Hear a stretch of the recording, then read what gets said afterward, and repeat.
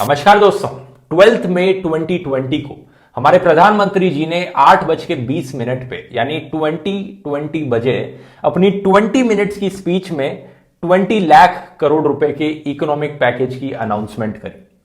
बस शुक्र मनाइए कि ये 2020 क्रिकेट खेलते वक्त ये अनाउंसमेंट नहीं करी गई।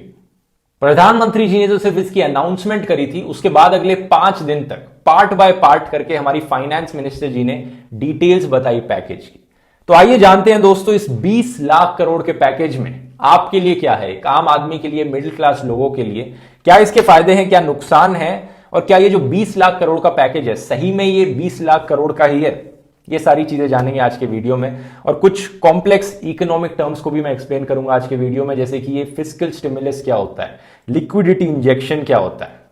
आइए देखते हैं दोस्तों, जब आप ये 20 लाख करोड़ सुनते हैं तो आपके दिमाग में आएगा शायद इसका मतलब ये हुआ कि सरकार अपनी तरफ से 20 लाख करोड़ रुपए स्पेंड करेगी जनता की मदद के लिए, लेकिन ऐसा नहीं है। इसको समझने के लिए पहले आपको यह समझना होगा कि इकोनॉमिक्स में दो तरह की पॉलिसीज होती हैं, मॉनेटरी पॉलिसीज और फिस्कल पॉलिसीज। जो मॉनेटरी पॉलिसीज होती हैं वो एक देश के सेंट्रल बैंक के द्वारा बनाई जाती है। इंडिया में सेंट्रल बैंक है आरबीआई। तो मॉनेटरी पॉलिसीज बेसिकली है कि इंटरेस्ट रेट्स को ऊपर नीचे करना, पैसे की सप्लाई को ऊपर नीचे करना, इन्फ्लेशन कंट्रोल करने के लिए ये आरबीआई करता है। दूसरी होती है फिस्कल पॉलिसी, जो कि सरकार के द्वारा बनाई जाती है। सरकार अपनी स्पेंडिंग को ऊपर नीचे करती है, जहां पर ज्यादा पैसे डालने हैं वहां पर ज्यादा पैसे डालने हैं, टैक्स रेट कैसे करने हैं, टैक्स बढ़ाने हैं, टैक्स कम करने हैं, ये फिस्कल पॉलिसीज होती हैं। तो मॉनेटरी पॉलिसीज आरबीआई डिसाइड करता है, और आरबीआई इंडिपेंडेंट है सरकार से टेक्निकली, अगर थियोरेटिकली बात करी जाए, और सरकार फिस्कल पॉलिसीज बनाती है। अब जो ये 20 लाख करोड़ रुपए है, इसमें से 8 लाख करोड़ रुपए तो आरबीआई के द्वारा किया गया लिक्विडिटी इंफ्यूजन है। ये लिक्विडिटी इंफ्यूजन क्या होता है इसके बारे में आगे बात करूंगा वीडियो में, लेकिन पॉइंट ये है कि आरबीआई के द्वारा किया गया मेजर है, तो ये एक मॉनेटरी पैकेज हुआ। प्रॉब्लम यह है दोस्तों कि 20 लाख करोड़ रुपए सरकार के द्वारा निकाला गया पैकेज में आरबीआई के द्वारा निकाला गया मॉनेटरी पैकेज काउंट करना सही नहीं है। ये अनफेयर है करना, क्योंकि हमने जब भी बात करी थी दुनिया भर की कंट्रीज के इकोनॉमिक पैकेजेस के बारे में, हमने वहां पर फिस्कल पैकेजेस को कंसिडर किया था कि देखो यूएसए ने $2 ट्रिलियन का इकोनॉमिक पैकेज निकाला। सिर्फ फिस्कल पैकेज की बात करी जा रही थी कि सरकार ने क्या एक्शन लिया, सरकार ने क्या डिसीजंस लिए हैं वहां पर। जर्मनी ने ऑलमोस्ट $190 बिलियन का पैकेज निकाला था, फिस्कल पैकेज था वो। तो इंडियन गवर्नमेंट ने मॉनेटरी पैकेज को और फिस्कल पैकेज को कंबाइन करके साथ में दिखाया कि देखो सरकार ने 20 लाख करोड़ का पैकेज निकाला। तो पहले बात करते हैं आरबीआई की तरफ से आने वाले इन 8 लाख करोड़ रुपए की। ये पैसा दोस्तों आरबीआई के रिजर्व से आएगा। लिक्विडिटी इंफ्यूजन इसे इसलिए कहा जाता है क्योंकि इकोनॉमिक्स में लिक्विड का मतलब है किसी भी एसेट को कैश में बदल देना, जिससे कि उसे खरीदना बेचना आसान हो जाए। आरबीआई के पास जो रिजर्व पैसा पड़ा है वो यूज में नहीं आ रहा है इकोनॉमी में, वो बस रखा हुआ है पैसा। जब आरबीआई उसे लिक्विड बनाएगी उस पैसे को, तो वो पैसा इकोनॉमी में आएगा, जिससे कि लोग उसे खरीद पाएंगे, बेच पाएंगे, कैश में कन्वर्ट हो जाएगा। आरबीआई ये कैसे करेगी? आरबीआई अपना इंटरेस्ट रेट कम करेगी, जिससे कि जो बाकी बैंक्स आरबीआई से लोन लेते हैं वो सस्ते में लोन ले पाए, और जब वो बैंक सस्ते में लोन ले पाएंगे तो वो बैंक्स बाकी लोगों को और कंपनीज को सस्ते में लोन दे पाएंगे। और इस तरह से जो एक्स्ट्रा पैसा है आरबीआई के पास, 8 लाख करोड़ रुपए, आरबीआई अपने रिजर्व्स को इंडियन इकोनॉमी में डाल देगी। बेसिकली बैंक्स के पास जाएगा पहले पैसा, फिर कंपनीज और लोगों के पास जाएगा ये पैसा। इस तरह से इकोनॉमी में आएगा ये पैसा लोन्स के फॉर्म में। तो आरबीआई जो बाकी बैंक्स को लोन देता है और जो इंटरेस्ट रेट उन बैंक से चार्ज करता है, इसे कहते हैं रेपो रेट। तभी आपने न्यूज में सुना होगा दोस्तों कि रेपो रेट को आरबीआई कम करने लग रहा है, क्योंकि यही तरीका है, जो प्रोसेस है मैंने आपको समझाया। आरबीआई अपना रेपो रेट कम करेगा, इंटरेस्ट रेट कम करेगा, बाकी बैंक सस्ते में लोन ले पाएंगे, और इस तरह से इतने पैसे का इंफ्यूजन हो पाएगा इकोनॉमी में। ये एक बहुत ही सिंप्लीफाइड एक्सप्लेनेशन है जो मैं आपको दे रहा हूं समझने के लिए। तो बेसिकली पॉइंट ये है, एंड कंज्यूमर पर इसका नेग्लिजिबल फर्क पड़ेगा जो आरबीआई की तरफ से 8 लाख करोड़ आ रहे हैं। तो 20 में से 12 लाख करोड़ रुपए बचे जो सरकार की तरफ से फिस्कल पैकेज है। अब इस 12 लाख करोड़ में से भी दोस्तों सरकार ने कहा 1.7 लाख करोड़ वो ऑलरेडी पिछले पैकेज में अनाउंस कर चुकी हैं, इसलिए वो इसमें भी काउंट किया जाए। और ऐसी कई चीजें हैं दोस्तों इस बचे हुए पैसे में भी जो सरकार पहले ही अनाउंस कर चुकी है, लेकिन फिर भी अभी इस 20 लाख करोड़ में काउंट करने लग रही है। द न्यू इंडियन एक्सप्रेस के इस आर्टिकल में डिटेल में बताया कि कौन सी ऐसी स्कीम्स थी जो सरकार ऑलरेडी अनाउंस कर चुकी थी, लेकिन फिर भी इन 20 लाख करोड़ रुपए में काउंट करने लग रही थी।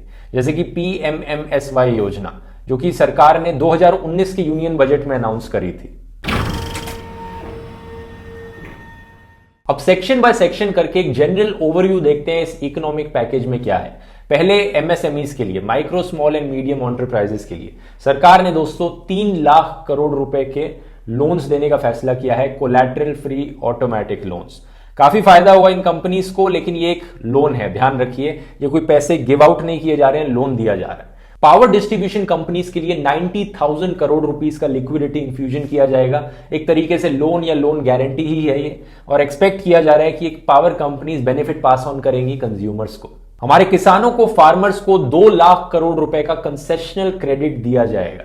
ये फिर से दोस्तों एक तरह से लोन देना ही हुआ कम इंटरेस्ट रेट पर। स्ट्रीट वेंडर्स के लिए 5,000 करोड़ रुपए की एक स्पेशल क्रेडिट फैसिलिटी प्रोवाइड करी गई है, इसका मतलब भी लोन देना हुआ उनको। माइग्रेंट वर्कर्स के लिए अगले 2 महीने तक फ्री फूड ग्रेन्स की सप्लाई दी जाएगी सरकार के द्वारा, जिसकी कॉस्ट पड़ेगी 3,500 करोड़ रुपीज, और सरकार का कहना है कि ये 8 करोड़ माइग्रेंट वर्कर्स को बेनिफिट करेगी। One nation one ration card को भी इंप्लीमेंट किया जाएगा बाय May 31, 2021। ये दोनों बहुत अच्छी खबरें हैं दोस्तों, देखते हैं कितना ग्राउंड पे इंप्लीमेंटेशन होगा इसका। सरकार ने यह भी कहा है कि मनरेगा के अंदर जो माइग्रेंट वर्कर्स अपने गांव वापस लौट रहे हैं उन्हें इंप्लॉयमेंट प्रोवाइड करी जाएगी।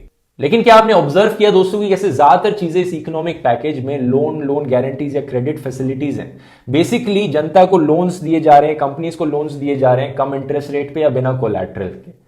इसमें कुछ गलत नहीं है, डेफिनेटली कुछ कंपनीज को, कुछ लोगों को इससे बहुत फायदा होगा, लेकिन at the end of the day ये सिर्फ लोन्स दिए जा रहे हैं। आज जिस इंसान के पास नौकरी नहीं है, जो अपना खर्चा पानी नहीं चला पा रहा, वो लोन लेकर आज के दिन गुजारा जरूर चला लेगा, लेकिन कभी ना कभी उसे उस लोन को वापस चुकाना पड़ेगा।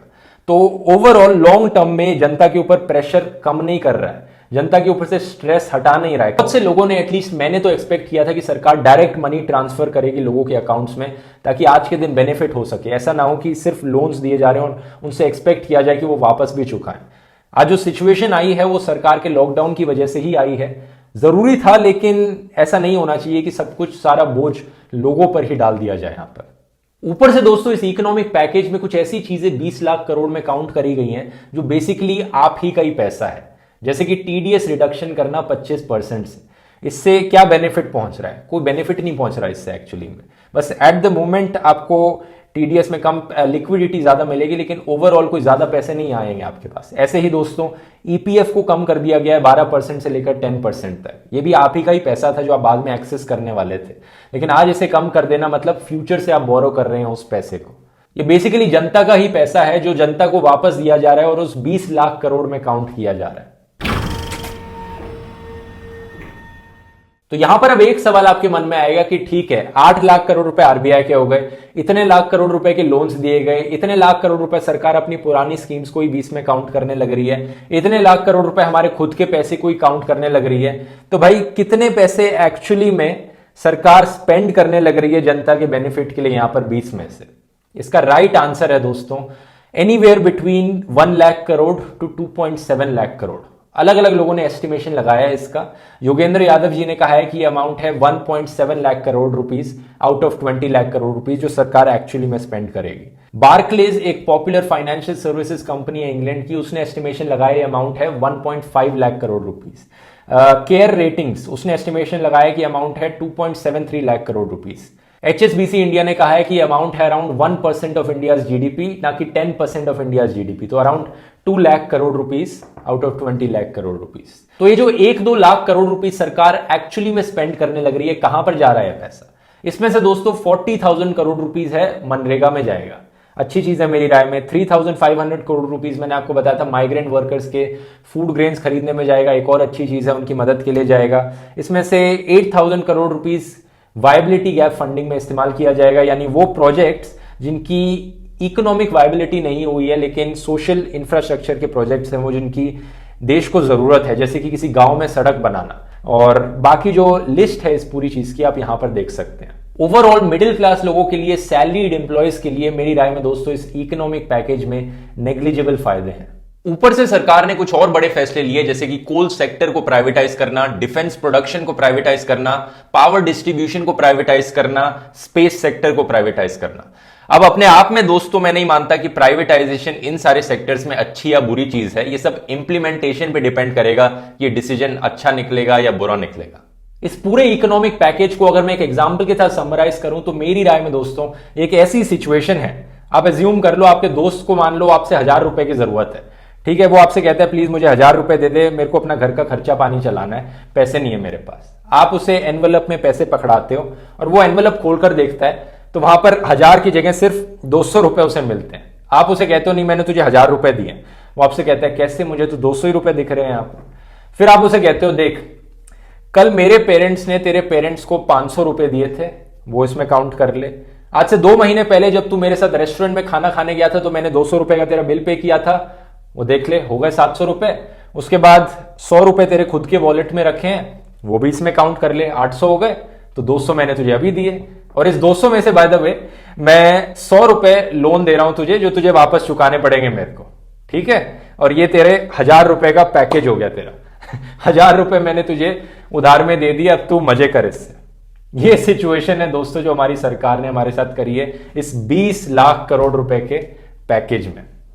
लेकिन ये मेरी राय है दोस्तों, आप अपनी राय बताइए, आपको क्या लगता है इस पैकेज में और कुछ है जो मैंने मिस आउट कर दिया हो तो कमेंट्स में लिखकर जरूर बताइए, अपनी राय बताइए। और अगर पसंद आए वीडियो, इस वीडियो को शेयर कीजिए, इस इंफॉर्मेशन को जनता तक पहुंचाइए। और अगर सॉल्यूशंस की बात करी जाए दोस्तों तो ज्यादातर इकोनॉमिक एक्सपर्ट्स ने सजेस्ट किया है कि सरकार को डायरेक्ट मनी ट्रांसफर करना पड़ेगा लोगों के हाथ में, ताकि लोगों के पास पैसे आए, इकोनॉमी में डिमांड बढ़े, ताकि और चीजें खरीदी जाएं और तभी जीडीपी बढ़ सकता है। यही एक तरीका है इकोनॉमी को रिवाइव करने का। सिर्फ लोन्स गिव आउट करके काम आधा अधूरा रह जाएगा।